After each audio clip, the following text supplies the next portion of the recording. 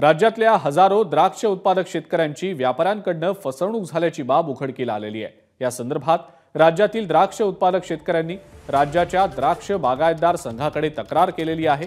एकट्या नाशिक जिल्ह्यातच 700 शेतकऱ्यांची जवळपास 50 ते 70 कोटींची फसवणूक करून व्यापारी पळून गेल्याचा आरोप नाशिक द्राक्ष बागायतदार संघाचे जिल्हाध्यक्ष बाबासाहेब गडाख यांनी केला आहे।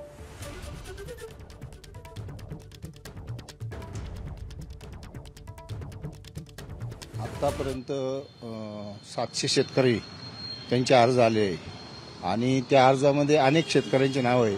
असे म्हणून जोपर्यंत 1000 शेतकरी एकूण, तर ह्या अर्जामध्ये असं निदर्शनास आलं कोणाचे 1 वर्षाचे, कोणाचे 5 वर्षाचे असे आहे। काहींनी पोलीस स्टेशनला पण तक्रारी दाखल केल्या आहे।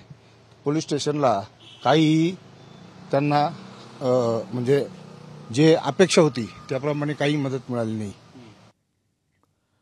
2 वर्षांपासून द्राक्ष मालाचा परतावा न मिळाल्यानं शेतकऱ्यांनी आता द्राक्ष बागायतदार संघाकडे आपलं गाऱ्हाण मांडलंय। जवळजवळ 22,93,000चं माल पूर्वा अनिल चव्हाण म्हणून या व्यापाऱ्यानं, एक्सपोर्ट व्यापाऱ्यानं घेतलेलं आहे। त्या मध्यस्थी श्यामराव भीमराव देशमुख हे होते आणि त्यांनी 12 दिवसात आम्ही पेमेंट देऊ असं कबूल केलं आणि 12 दिवस करता मग थोडीशी साईड द्या, 45 दिवस द्या, 35 दिवस द्या, असं करत आज 6-7 महिने झाले, अजून 1 रुपया पण दिलेला नाही। 20-25 लाखाचा माल देत असताना त्यांनी थोडेफार पैसे चालू टाकले। नंतर म्हणजे बँकेच्या सुट्ट्या आहेत त्या नंतर देतो। आज 2 वर्ष त्यांनी असंच हातावर खेळवलं आणि पूर्ण म्हणजे पैसे तुकडे करून काही दिले, काही दिले नाही। 15 लाखापैकी त्यांनी मला 8-9 लाख रुपये दिले, बाकीचे तसंच ठेवले। द्राक्ष उत्पादक शेतकऱ्यांची फसवणूक थांबवण्यासाठी कायदा केला जावा अशी मागणी द्राक्ष बागायतदार संघाचे अध्यक्ष कैलास भोसले यांनी केली आहे। शेतकऱ्यांसाठी वारंवार वर्षानुवर्ष फसत आलेला आहे।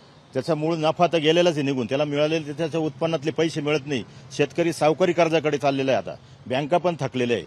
तर त्याच्यासाठी सरकारने काहीतरी स्वतंत्र कायदा करायला पाहिजे। तो भले विधानसभेत असेल किंवा लोकसभेत असेल, शेतकऱ्यांना अशी दारोदार भटकण्याची वेळ येऊ नये। त्याचा स्वतःचा कष्टाचा माल आहे, तो कष्ट करतो आणि कष्ट करून माल विकतो आणि त्याला फसवलं जातं। तरी सरकार डोळे, आमचं म्हणणं आहे सरकार याच्याकडे लक्ष देत नाही पाहिजे त्या पद्धतीने। एबीपी माझा, उघडा डोळे बघा नीट।